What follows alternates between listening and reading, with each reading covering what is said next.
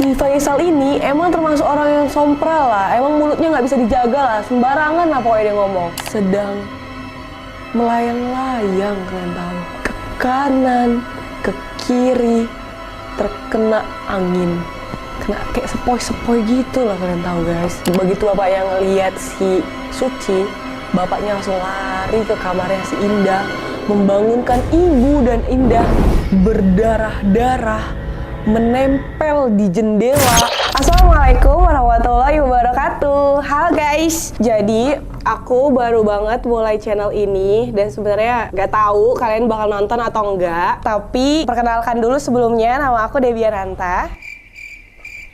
Jadi kemarin aku tuh udah bikin kayak snapgram gitu di sini.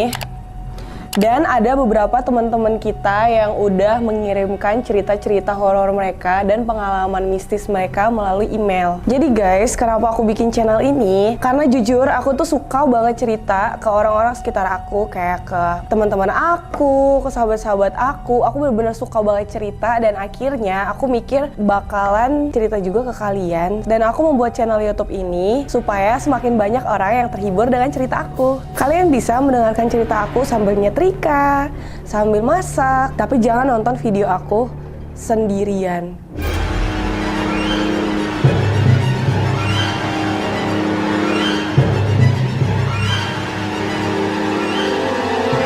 Nah, kali ini guys, kita akan menceritakan kisah teman kita. Kita kasih aja nama samarannya Indah. Cerita ini terjadi di Pulau Jawa pada tahun 2014, tepatnya ketika Indah duduk di bangku SMP. Jadi, Indah ini punya teman lah guys, namanya si Suci. Si Suci sama si Indah ini teman satu sekolah dan rumah mereka pun tetanggaan guys. Jadi, rumahnya si Suci ini sama rumah si Indah ini bener-bener sampingan dan dempet kali lah. Cuma jarak satu jengkal tangan inilah guys. Jadi kalian kebayang kan denah rumahnya seperti apa. Nah, si Suci sama si Indah ini main-main lah di rumah kawan mereka berempat. Ngobrol-ngobrol lah, ya biasalah, namanya juga anak SMP.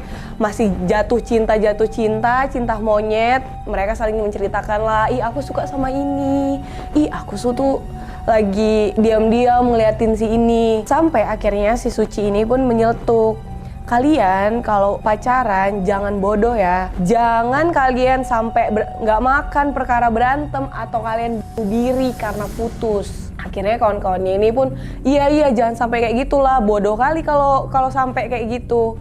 Dan mereka pun teruslah berlanjut. Kalian ingat ya guys, kalian highlight kata-kata yang dilontarkan oleh si Suci ini. Lalu mereka lanjut lagi, mereka bermain hingga hari esok, 1 hari, 2 hari, 3 hari. Dan di malam hari si Indah ini mau masukin motor lah, karena emang namanya tinggal di pedalaman, emang di sana tuh emang nggak pakai pagar guys. Jarang lah ada penduduk yang pakai pagar di rumahnya. Jadi mereka tuh emang terbiasa masukin motor ke dalam rumah. Dan pas banget ketika si Indah ini masukin motor dari halaman mau ke rumah, dia mendengar suara Suci sedang menangis dan menjerit. Ketika dia mulai mendekat karena ingin tahu ada apa ya sebenarnya, dia pun melihat ternyata Suci dan pacarnya sedang berantem hebat.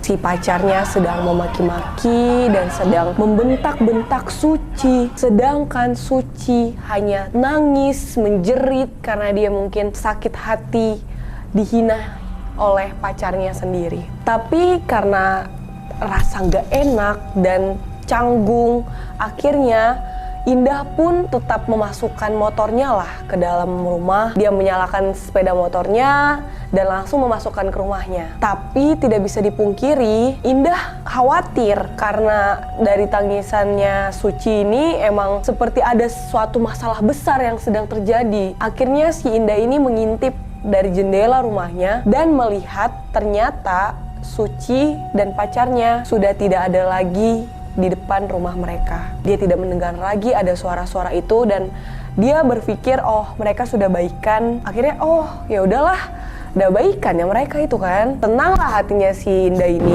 Dan menurut kesaksian ibunya Suci, di malam dia berkelahi dengan pacarnya, Suci masuk ke rumah dan langsung memeluk ibu, ayah, adik, dan abangnya. Ibunya juga aneh lah, nggak biasanya si Suci ini suka meluk. Kenapa? Ditanyanya sama si Suci.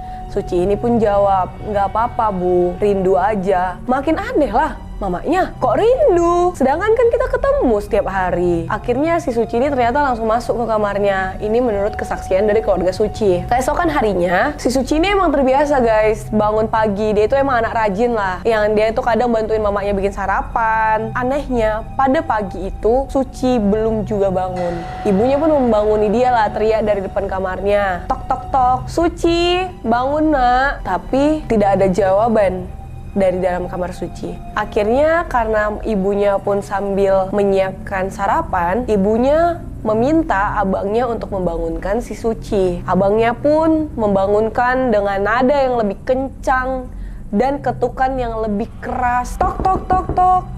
Suci, bangun, udah pagi, nanti telat sekolah loh. Dan tidak ada jawaban juga, sampai akhirnya abangnya ini kesel lah kan, stunning lah dia. Kok ini anak keras sekali kepalanya, nggak bangun-bangun. Agak didorong lah kamarnya si Suci ini, tapi nggak ada juga, nggak ada jawaban dari dalam.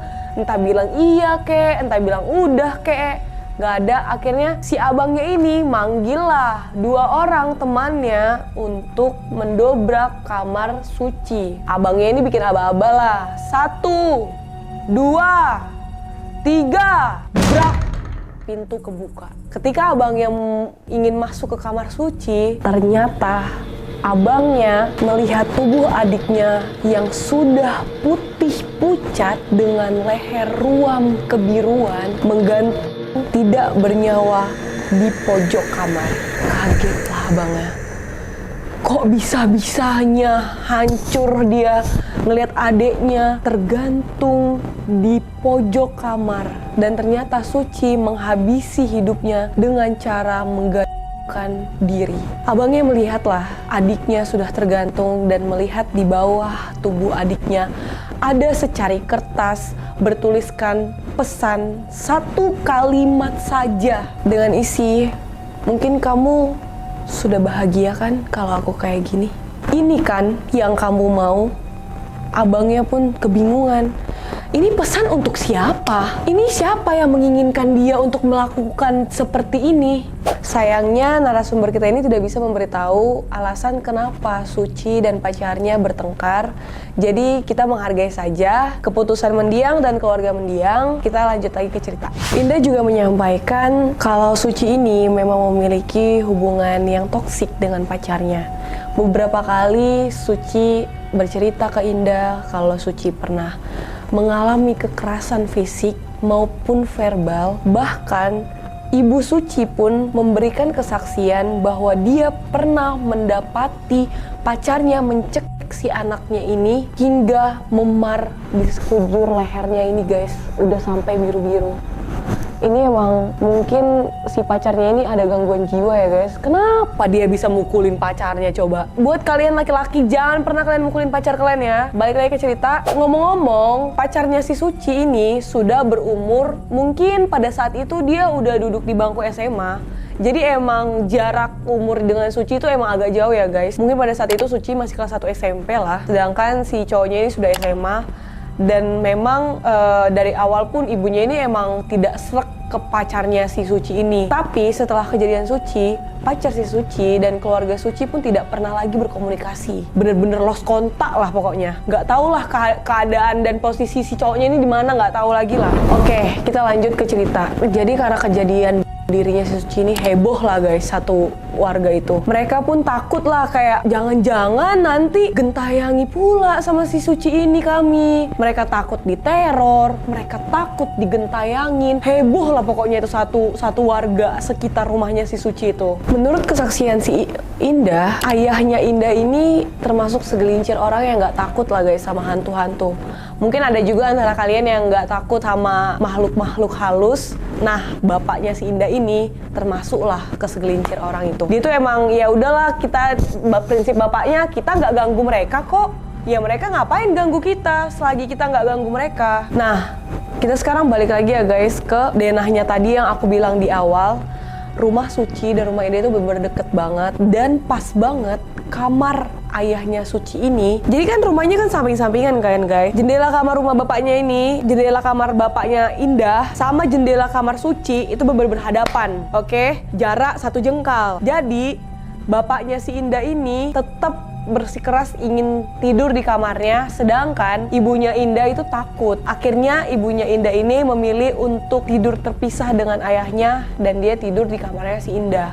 Akhirnya bapaknya tidur sendirian lah guys. 1 hari, 2 hari, masih nggak ada apa-apa, semua masih tenang. Sampai di hari ketiga, tepatnya bapaknya ini baru pulang nongkrong lah sama teman-temannya. Dia langsung pengen istirahat, nyampe kamar. Begitu masuk ke kamar, dia langsung melihat di jendela kamarnya si Mawar. Wajah Mawar tersenyum putih semuanya dengan leher ruam kebiruan. Begitu bapaknya ngelihat si Suci, bapaknya langsung lari ke kamarnya si Indah, membangunkan ibu dan Indah. Langsung lah guys diceritain apa yang dilihat.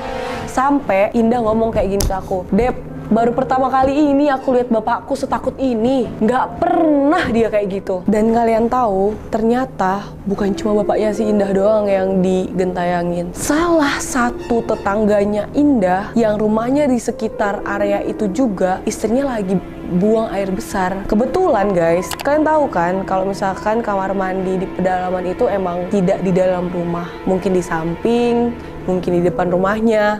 Kebetulan lah istrinya ini lagi buang air besar. Jadi kamar mandinya ini emang nggak ada atapnya guys, kalian tahu kan? Jadi emang yang sepetak doang ditembokin, atapnya tuh nggak ada. Buang air besar lah istrinya ini. Tapi kok dia ngerasa kayak ada yang ngeliatin ya, kayak ada yang mantau dari atas. Akhirnya dia ngeliat lah ke atas. Oh, cuman layangan ajanya, perasaan aku aja itu. Dia lanjut lagi buang air besar terus sampai akhirnya aku tengok sekali lagi lah. Kok kayak nggak beres, dilihat sekali lagi. Pas dia lihat yang kedua kali, dia baru sadar ternyata ada yang menggantung di pohon kapas. Kalian tahu kan guys, kalau pohon kapas itu rantingnya besar kan, dan tinggi dia emang pohonnya. Jadi emang agak nyaru kalau kita tuh ngeliat ke atas gitu loh, karena rantingnya juga nutupin kan. Udahlah dia tinggi, rantingnya pun nutupin, tapi di situ jelas dilihat sama istrinya. Menurut kesaksiannya ya guys, katanya dia melihat Mawar tergantung dengan muka pucatnya dan leher yang berwarna biru ruam sedang melayang-layang, kalian tahu. Ke kanan, ke kiri, terkena angin. Kena kayak sepoi-sepoi gitu lah, kalian tahu guys. Kayak mana orang lagi boker, astagfirullahaladzim, lagi buang air besar, tiba-tiba nengok kayak gitu. Akhirnya dia udah nggak fokus lagi lah kan. Kayak mana bisa fokus orang namanya kita ngeliat hantu. Diberesi dia lah, dipanggilnya lah suami dia. Pak, coba sini lihat, katanya gitu. Suaminya ternyata lagi nonton TV. Ada apa bu? Terus si istrinya bilang lah, coba ini lihat, aku lihat Mawar di pohon kapas depan rumah. Bapaknya ini pun sebenarnya, beneran? Tapi dia mencoba menenangkan istrinya inilah.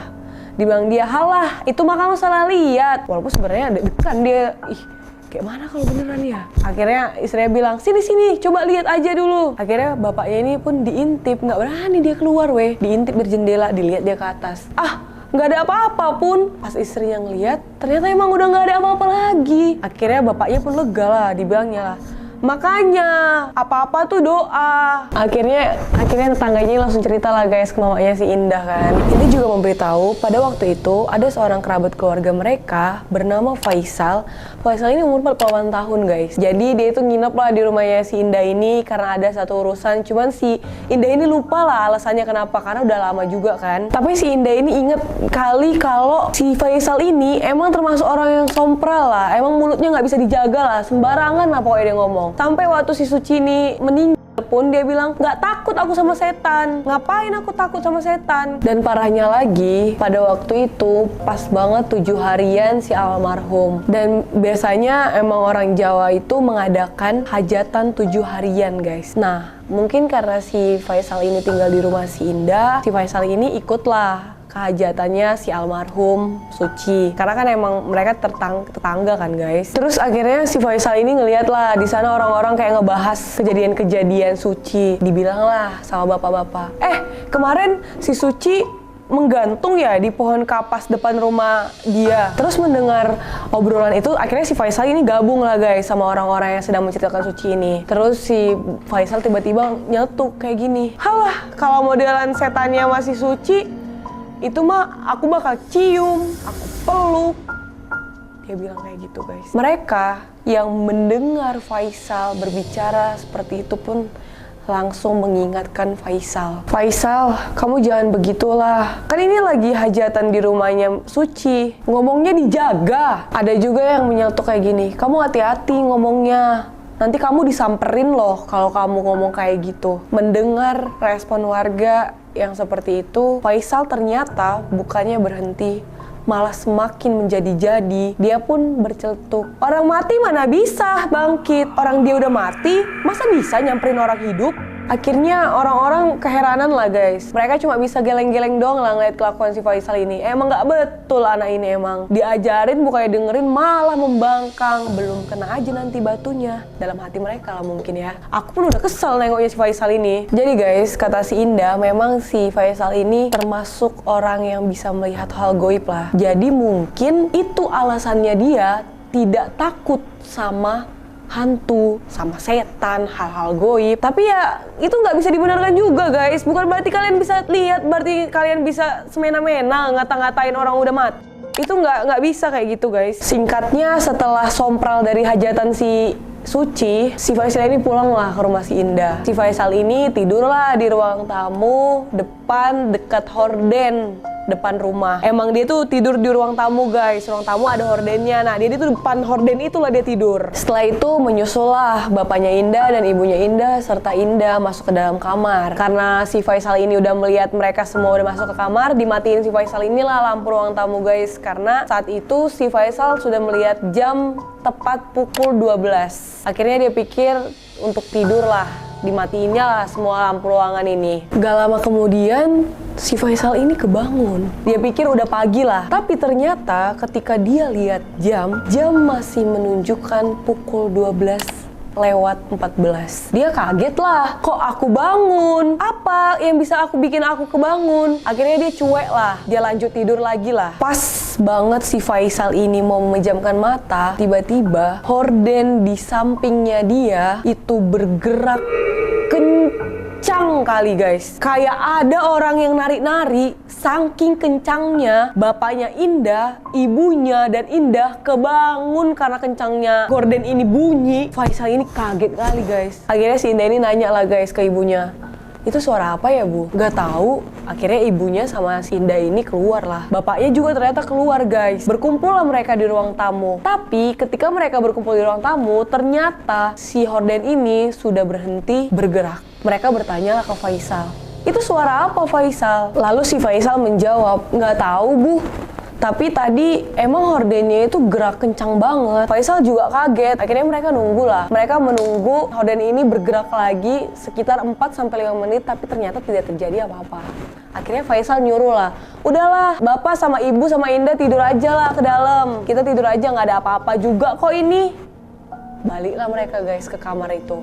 Faisal matiin lampu lagi. Dia ingin melanjutkan tidur, dan ketika dia ingin memposisikan badannya lagi seperti semula, dia merasa ada seorang yang sedang mengintip dari luar jendela persis di depan dia ingin tidur. Jadi guys, dia itu tidur. Tadi kan aku bilang dia tidur depan horden kan, tapi sampingnya juga ada horden. Nah, sekarang dia tuh ngerasain ada orang di balik horden depan dia. Penasaran si Faisal ini. Diintipnya lah sedikit guys. Pas dilihat dia, oh nggak ada apa-apa. Tapi karena dia ngerasa nggak percaya, dia masih mempercayai feeling dia, dibuka dialah lebar jendela itu. Dan ketika dia buka hordennya, dia melihat wajah Suci berdarah-darah menempel di jendela dan sedang menatap Faisal dengan tajam. Faisal benar-benar jelas melihat tubuh Suci berwarna biru pekat dan ada bekas tali di leher dia mukanya berdarah semua guys, badannya bener-bener biru semuanya. Itu bener-bener Indah menceritakan ke aku, emang dia tuh sampai merinding lagi saking dengar cerita saudaranya ini. Ih, merinding weh. Dan ketika Faisal melihat itu, dia merasa sekujur badannya tidak bisa bergerak. Padahal Faisal ingin lari, teriak, tapi dia merasa mulutnya tertutup dan badannya tidak bisa bergerak. Saking dia ketakutan banget melihat wajah Suci tepat di depan mata dia. Faisal pun bertatap-tatapan langsung dengan Suci, dan ketika ujung bibir Suci mulai bergerak tersenyum, barulah Faisal bisa bergerak dan bisa berteriak. Langsung Faisal lari ke belakang rumah dan berteriak kencang hingga seisi rumah terbangun. Dan disitulah Indah beserta keluarganya yang baru memejamkan mata langsung tersentak kaget mendengar suara teriakan Faisal. Mereka langsung keluar kamar melihat apa yang sedang terjadi, dan mereka melihat Faisal sudah lari keluar pintu belakang. Lalu akhirnya si Indah ini dan keluarganya bertanya lah guys ke Faisal. Ayahnya mengatakan, "Kenapa Faisal? Kenapa kamu teriak-teriak?" Akhirnya Faisal dia mengatakan dengan nada lirik, "Aku tidur bersama kalian ya." Dia langsung masuk ke kamar Indah. Tetapi ayahnya menahan Faisal dan bertanya lagi, "Emangnya ada apa Faisal?" Faisal pun menjawab, "Besok aja kita cerita." Lalu mereka tidur bersama, Faisal dan ayahnya dan ibunya Indah bersama Indah. Keesokan harinya, Faisal langsung bercerita kepada ayah dan ibunya Indah ketika Indah sedang bersekolah, dan Indah langsung diceritain oleh ibunya ketika Indah pulang sekolah. Dan setelah kejadian itu, Faisal ini berubah menjadi sosok yang pendiam seperti orang yang baru merasakan trauma.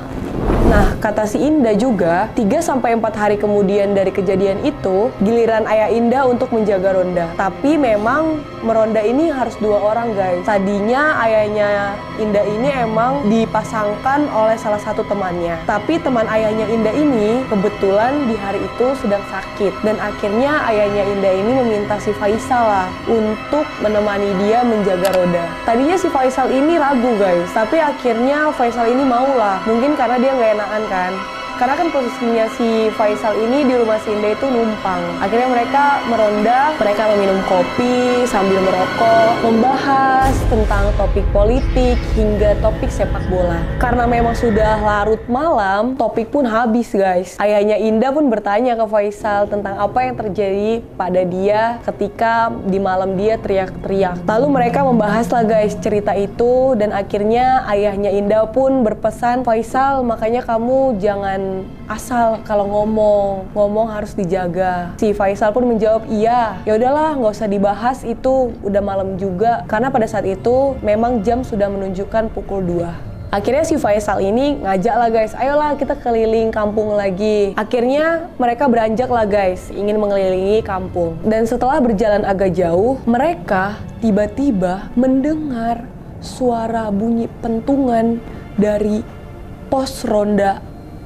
Ting, ting, ting, berbunyi 3 kali. Mendengar suara itu mereka langsung refleks melihat ke belakang. "Itu suara apa ya?" kata Faisal. Ayahnya pun menjawab, "Ya mungkin kena angin kali ya." Lalu mereka lanjut. Begitu mereka melanjutkan perjalanan, baru saja melangkahkan kaki beberapa langkah, mereka mendengar suara pentungan berbunyi 3 kali lagi. Ting, ting, ting. Setelah mendengar bunyi yang sama untuk kedua kalinya, ayahnya Indah refleks melihat ke belakang mencari tahu dari mana asal bunyi itu. Tapi ternyata Faisal menoleh ke depan dan melihat sosok Suci berdiri tegap melihat ke arah bawah.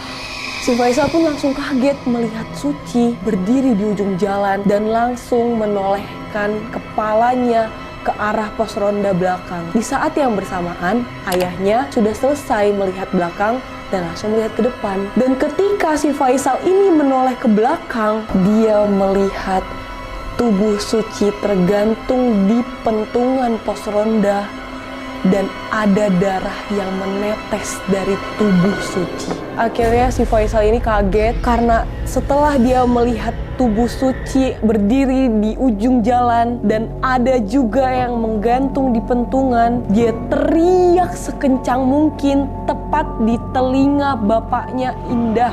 Bapaknya Indah ini pun kaget, kenapa Faisal? Tapi si Faisal pun terdiam, tidak berbicara apa-apa dan hanya bisa menundukkan kepala ke bawah. Bapaknya pun kesel lah, orang diteriakin di samping kuping dia. Bapaknya pun bilang lah, nggak beres ini, kau harus minta maaf sama keluarganya si Suci. Karena bapaknya si Indah ini juga mikir guys, kasihan si Suci, arwahnya nggak tenang. Dan akhirnya si Faisal ini pun menjawab lah, iya, dah, iya aja dia ngomong, nggak bisa berkata-kata lagi dia. Karena sudah larut malam, akhirnya si Faisal dan ayahnya si Indah ini pulang lah. Mereka menunda dan mereka sudah merencanakan untuk besok segera meminta maaf kepada keluarganya mendiang Suci. Dan keesokan harinya, Faisal pun mendatangi keluarga mendiang Suci dan meminta maaf kepada kedua orang tua Suci, mengatakan, "Ibu, Bapak, saya minta maaf. Saya telah berbicara tak senonoh hingga saya digentayangi oleh arwah mendiang Suci." Lalu ayahnya Suci pun terheran dan bertanya, "Emang kamu kenapa sama Suci? Apa yang kamu lakukan hingga kamu digentayangi?" Ayah Indah pun menjelaskan kalau Faisal sudah bercanda tidak senonoh lah. Dia sudah berbicara yang tidak sepantasnya tentang mendiang Suci. Dan Faisal pun hanya mengiyakan karena dia sudah merasa trauma sekali atas apa yang sudah dia alami selama beberapa hari belakangan ini. Lalu ayah Suci pun memaafkan dan berkata, "Anak kami pun membutuhkan ketenangan. Besok-besok kamu ngomongnya lebih dijaga ya. Kasihan anak kami, meninggalnya pun sudah tidak sewajarnya, tapi arwahnya pun tetap tidak tenang karena harus mendapatkan omongan tidak pantas dari orang-orang yang tidak menahu soal apa yang sudah dia alami." Setelah itu, Faisal sudah benar-benar tidak pernah digentayangi lagi, tapi tetap saja ada kesaksian warga-warga yang masih saja mendengarkan suara-suara ataupun bayangan-bayangan sekilas. Selebihnya sudah tidak ada lagi gangguan-gangguan yang dirasakan warga, dan semoga arwah Suci, kita sama-sama berdoa guys, semoga arwah Suci tenang di sana dan tidak ada lagi gangguan-gangguan yang dirasakan oleh warga-warga sana. Kita sama-sama berdoa guys untuk ketenangan arwah Suci. Jadi udah segitu aja buat video kali ini. Terima kasih untuk teman kita Indah yang sudah mau berbagi cerita dan pengalaman kepada kita. Untuk kalian juga yang memiliki pengalaman-pengalaman mistis, horor atau kriminal, kalian bisa kirim ke email yang udah aku tulis di bawah ini. Terima kasih semuanya. Assalamualaikum warahmatullahi wabarakatuh. See you in the next video. Bye bye.